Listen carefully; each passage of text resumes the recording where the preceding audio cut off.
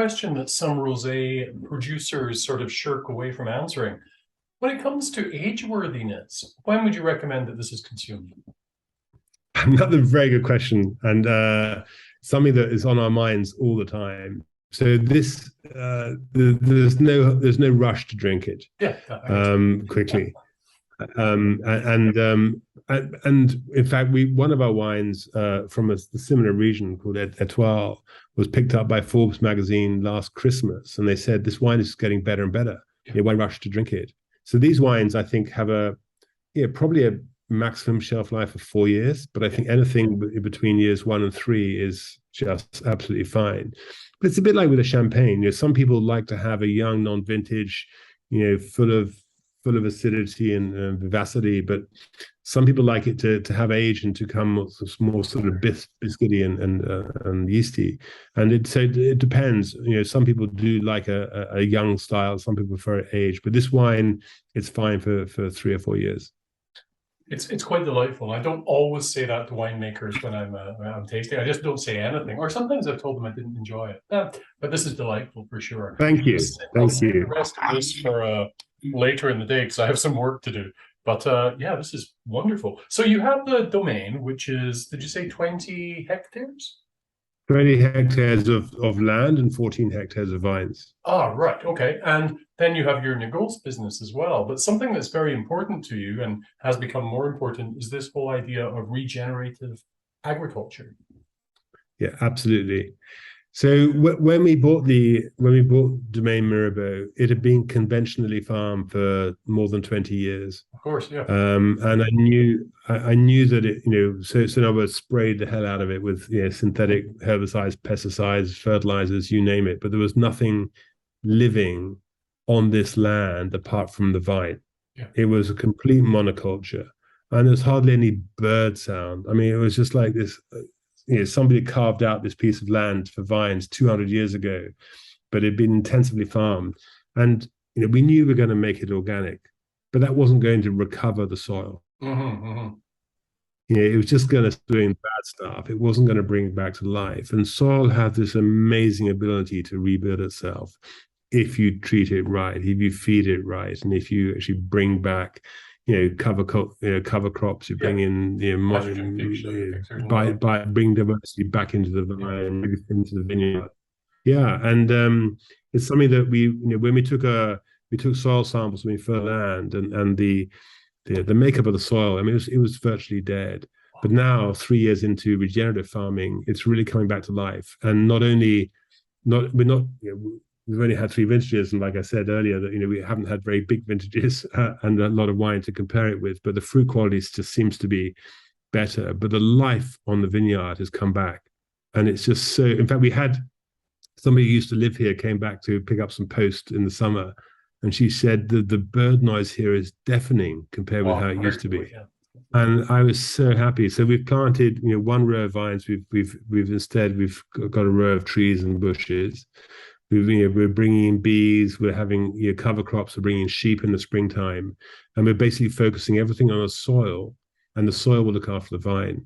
So we're looking at really focusing on the sort of building the microorganisms in the soil to not only to create life in the soil, but to create a sort of a whole architecture of root systems in the soil, so that when the rains do come, they don't just wash off into the surrounding rivers. And that's again something we've really noticed. Before, when the rains came, they would you'd see the silt in the river, and that was another sort of few millimeters of topsoil.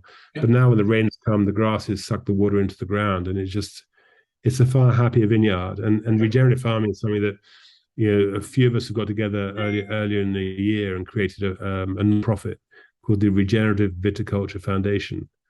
And we've got winemakers from Oregon, from McLaren Vale, from the Loire, from Spain, all sort of working with us to really promote the benefits of regenerative farming. Excellent. I will have a little look into that. Now, do you live on the property itself? Well, I live here most of the year, but in the summertime we have to rent it out to pay the bills. All right, I understand how that works. But it must be much better for you seeing instead of this kind of moon surface with vines sticking out. It's actually a living landscape now. That's a good description. It was like that, and the surface was like this tabletop here. It was really rock hard, and you could see how the water could never penetrate it.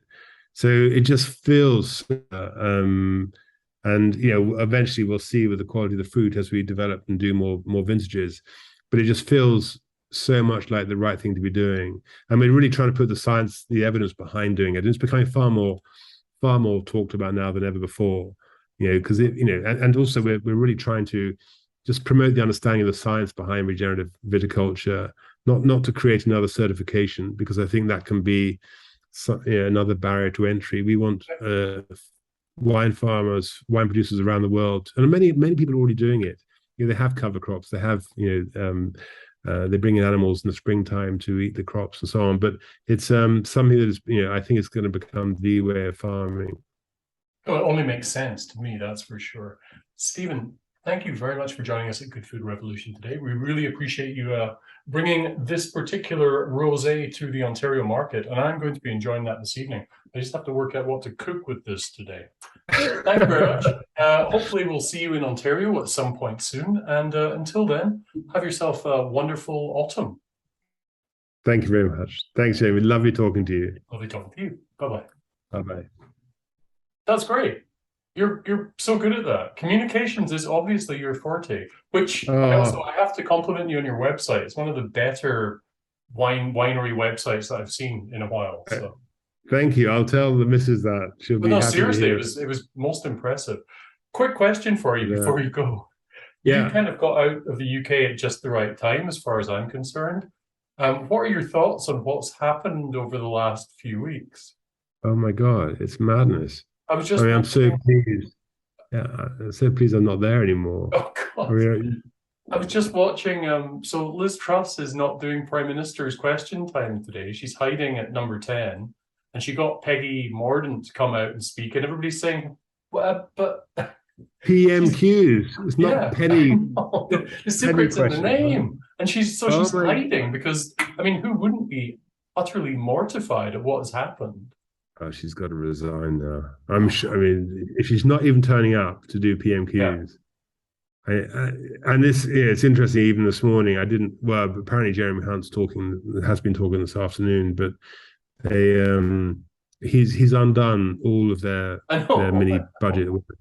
There's she's got to go. But I hope. Well, I think the Conservative Party were muppets for voting her in the first place. But I think they've got to vote. They've got to bring in Rishi Sunak. I think I'd rather have an economist run the economy during tough times. Make a little bit more sense, but it's just. There was somebody today, someone from number 10. No, it was Nadine Dorris. Not that I ever listened to her, but she said, "Okay, everybody has to get behind Liz, or we bring Boris back, or it's a general election. Which one are we going to choose?" Why does it have to be one of those three? This is it's Nadine Dorris. Oh, right. Okay. Yeah. No. It's I think that the whatever it's called, the 22. What's it called? The committee. 1922. Yeah. There you go. They'll make some different rules up, and I think, frankly, if they put Sunak in and keep Hunt as Chancellor, that could be a good combo. Yeah, but it's kind of like after the horse has bolted, right? I know. No, it's madness, and it's funny because Brexit was the first massive embarrassment, and again, people never thought that could happen. And then obviously Trump happened, which was closer to your new home than it is to us. But no, it's mad, and I'm quite pleased to be not. I'm probably like you. You're clearly watching the news and reading the papers. It's hard to not be fascinated by it, the old home country. But there is a kind of morbid fascination. I feel a bit guilty speaking with my friends back there because I never want to come over as being like, "I'm all right, Jack. What's going on here?" But one last question, again off the record. What do your friends and peers in France, what do the French down there think of the UK right now? Yeah, well, I haven't spoken to many of my French friends since this whole trust thing's kicked off. But they, I think they're just embarrassed to ask me about it. It feels more like Italy now, where you have a new president every few months. But no, they just it's just a joke. But it's kind of, since Brexit, I've just don't I mean, I don't mind talking about it, but I try and avoid it because it's embarrassing for me. They know it's embarrassing. They know that I was a Remainer, and it's just it's a clusterfuck. It really is. That's definitely, and then of course I've got the whole Scottish question in the background as well. So Yeah, and but surely independence is that a reality? Could that happen? I think it. I mean, I really wanted Scotland to go their own way at that point, but then they were threatened with the whole thing about, well, you won't be able to get back into you have to apply to get back into the EU. And I think that was what scared so many people into voting to stay within the UK. And then they got kicked out of the EU anyway. I know. That's the Oh, thing. beggars belief. Anyway, I need to get back to work, unfortunately. Yeah. But thanks so much. Thank you so much for your time. I really appreciate it. And if I have any questions, I'll pop you an email. Please do. And if you're ever down this neck of the woods, I'll be offended if you don't come and say hello. I promise I shall. Take care. Bye for now. Brilliant. Thank you. Nice talking to you. Cheers. Thank you. Bye-bye.